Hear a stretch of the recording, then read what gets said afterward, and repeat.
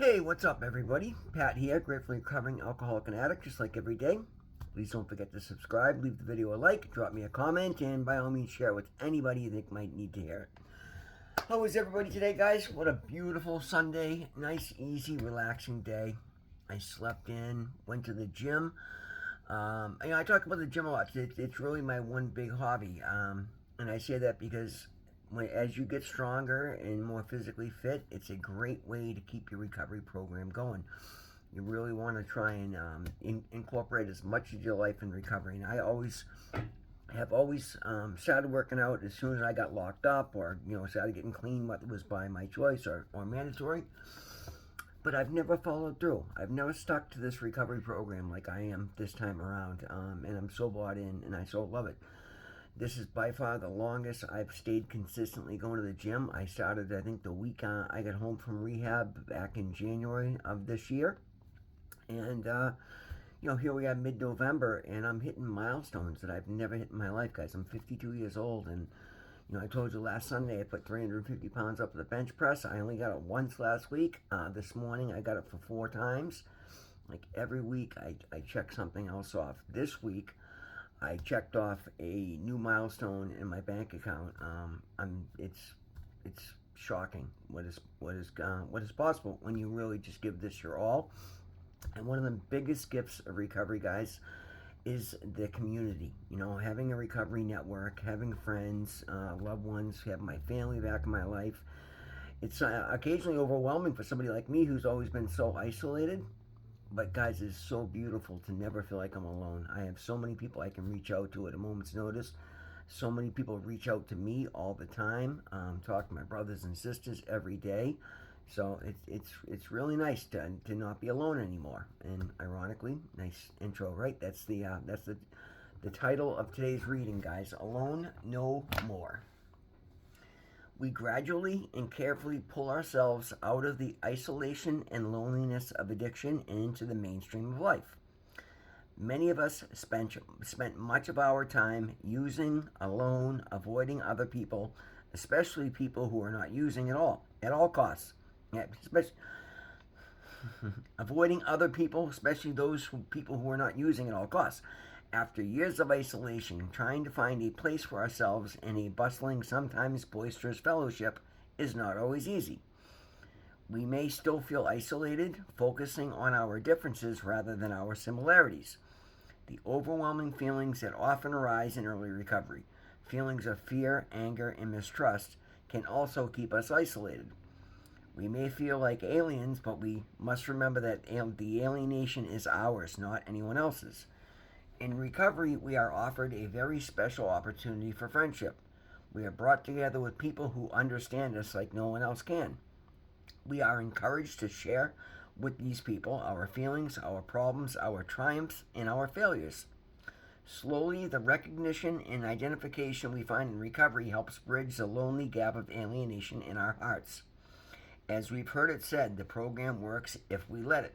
And the affirmation is, just for today, the friendship of other members of fellowship is a life-sustaining gift. I will reach out for the friendship that's offered in recovery and accept it. In other words, guys, build a network. It's a hugely important thing. It's something I never gave any credence to. I hate to say it, but the feeble attempts that I would make at sobriety and at recovery in the past were just like, honestly, I go to meetings because it was mandatory at the halfway house or whatever else. The overwhelming difference for me this time around is willingness and desire to do whatever it takes to stay clean. And guys, the gifts for that. And again, life is difficult. Life is always going to be difficult. That's just our human nature, our human condition, right? My life is so much less difficult because I engage with my life. I build a recovery network, guys. Being asked to chair my Friday meeting was one of the biggest gifts. I love that so much. I'm so glad that I did it. It's a commitment. It basically requires me to spend an extra hour there every week. and I'm so happy to do so. But I only say that because, guys, I work Monday through Saturday. That's, I go to a 12 o'clock meeting. It is, not convenient for my work schedule. But again, I understand that I had to make that a priority because I love the meeting. I loved it from day one. I felt I felt that I was in the right place from day one. I was welcomed in. When I was in the hospital for surgery, my almost my entire group was texting and calling and offering that they bring me food and do I need anything? Am I doing okay? Guys, having people that you care about and that care about you in your life is necessary. I mean, I could say so many things, but it's necessary. And I didn't understand that in addiction, right? I was so isolated, guys. I drove my wife away, and in the end, that's a whole other. I'm gonna get into that. I hadn't communicated with my brothers and sisters, and my sister I'd reach out to, but it was like every couple times a year. Like we weren't family. We are family, but we weren't acting. I wasn't acting in family. I wasn't letting them know when they called. Yeah, yeah, yeah. Things are great as I'm dope sick and bad puking on myself. You know what I mean? I didn't want to be honest with anybody. I didn't want anybody seeing what I was doing to myself and to my life. Today, I call my brothers and sisters. I reach out to others. Like I share my milestones, guys. It's very important to share your wins. It's also very helpful to share your losses. When you're struggling with something, you don't have to struggle alone. And these things are huge, guys. Like we, as human beings, we're communal animals. Like we benefit greatly from having other people, and particularly like-minded people, in our lives. Never mind the wisdom that I learn every week, like the strategies I get from other people. Just the different perspective, which adds to my recovery program every time somebody else shares. Like, guys, when you do this program, honestly, you will identify with something every person says, and that's absolutely right, regardless. I mean, we got people. We're in Harvard Square in Cambridge. We got people that lived on the street like myself. We got blue collar people like myself. We got white collar. We got faculty from Ivy League schools. Like we got a huge a huge range of different walks of life in that meeting, and yet we can all identify and we can all share. We can all help each other out, look out for each other. Like we have people that are going through serious very tough medical conditions, end of life things, terminal illnesses, like very serious stuff, and they come in and they share openly and honestly, and the one thing that always comes down to the people that succeed is we don't use no matter what. We don't pick up over stress, whether it be trivial or extreme in nature, because again, it doesn't help. All of us as addicts used anything in our life as an excuse to use, knowing full well all we were doing was taking the attention away from where it needed to be, where we could actually make progress, numbing ourselves out, trying to ignore our problems, which never made them go away. Not one time have I ever heard somebody say, well, I was going through this top thing and then I got high and it went away and things were suddenly better. No, like it's not how it works, guys. Even though we tell ourselves it's going to, or we tell ourselves that we don't have the ability to handle it. That's crap. It's nonsense.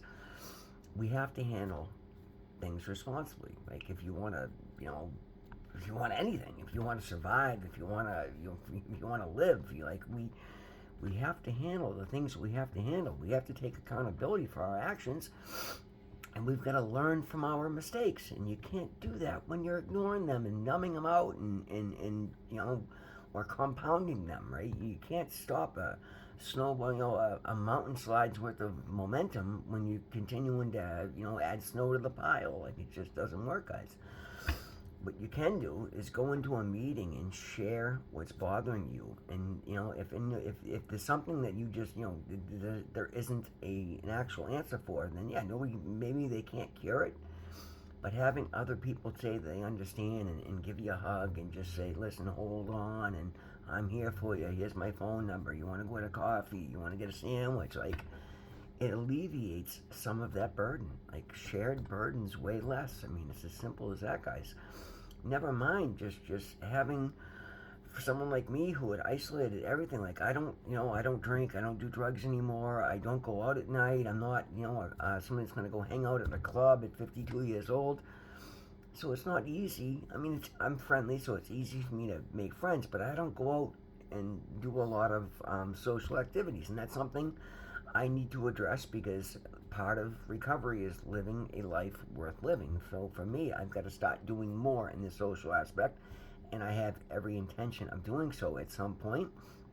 But I was also at a great deficit, and I chose to put my focus where it needed to be, which is getting myself. I needed time alone, guys. I needed to go into hermit mode, remove outside stimuli, and figure out what the hell matters to me.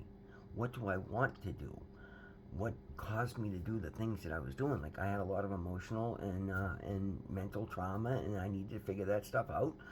And it hasn't been overwhelming. And I'm not saying to be pity, because don't pity me. Absolutely not. I'm an absolute overwhelming success in this. I've got more mental clarity, more physical stamina, more physical strength, more emotional strength, spiritual and faith. Forget it, through the roof. Like I'm incredibly blessed today. But it's because I bought into this program, and I put this program first. I was going to say I do things to the best of my ability. When I see an area that I'm falling short, I pick it up. I don't beat myself up and, oh, woe is me, I didn't do that right, let me go use and throw my life away. No, I double down and say, okay, I need to put focus here, and I try not to repeat my mistakes. Nothing, nothing. As a matter of fact, I was at church today, guys, and I loved the homily, the priest. And again, I'm not real big on organized religion, but I do enjoy going to church and just feeling like I'm that much club, learning more about my faith. I don't take anything anybody says as hard word, and I pick and choose what makes sense to my program. But it is something I like doing every week. And there was a particularly good homily today. The priest was talking about sin and different things, and God, now I lost track of what he said, but he had said something. Hopefully, it comes back to me that I really liked. And guys, we're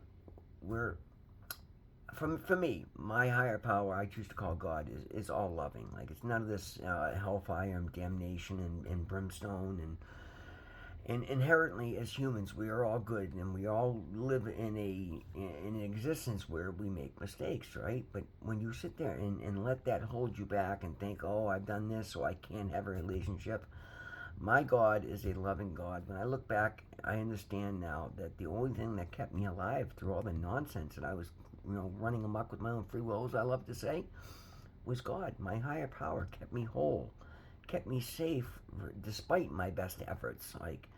And when you come into recovery and you turn your will over and you just get honest and open and create a conscious contact relationship with your higher power, you'll see so many times you're like, wow, that's why I made it through this, and that's how I made it through this. And you'll understand that there was something, a power greater than you, that was at control all the time. And again, I've been so many people have going, how does this happen? I don't have all the answers, guys, but I do know for myself, when I look back at every time I felt like I was alone, and something happened, that if this happened, there's no way there's a power greater than me. No, it's because I've been given the gift of free will, and I ran amok with it, and I chose to go, sideways with it, and I was knowingly doing things that were harmful to myself, or breaking laws, or being just not being my best, my best self. Simple as that, guys, and not even close to it. Again, I can't, and I won't even tell you I'm my best self now, and I'm thrilled for that, because you know what? That means I still have room to grow. That means I still have more to learn. That means I still have steps to climb to get to a better place than I'm at right now. And so long as I continue to build momentum in that direction, so long as I get up every day and start my day in prayer, so long as I just go out and try to be honest, and try to do good things, try to make a difference in any situation that I can, try to be kind and compassionate and help anybody that I can. Um, things are going to continue to get better. Like, I know that full well. I started believing that day one, and so much so that I literally banked my actions on that. Like, I took a lot of blind leaps of faith, knowing full well that even if it didn't end up the way I thought was the best, that the way it ends up is going to work out to be for the best 2 or 3 steps down the road. And boy, is that played out, guys. Few people are enjoying the turnaround, and that's the thing, guys. And I get constant feedback for it, which makes me feel good. But so many people know me, and they saw what I did for so long, and they see what I'm doing now, and they're like, literally, it's not even the same person living, just a better life. It's like a new person living an entirely new life, and that's because of the power of faith. I ask my higher power, God, daily to show me His will for me and give me the power to carry that will out. And in doing so, it like before I go and make a mistake, that pops back in my head, and I'm able to rectify the situation. But the biggest thing is, guys, showing up at these meetings. When you go to the same meeting over and over, or any, when you go to places regularly, you start to get to know people. You start to let your guard down. You start to find people that you can identify with, and then before long, you start making actual friendships. And it's funny, like even today, I still catch myself. Somebody new will come in, and I'll take one look at them, and I'll in my mind predetermine what that person's going to be about. But fortunately, even that's terrible. I wish I didn't do that, but I'm not perfect, and that's why I'm sharing that with you.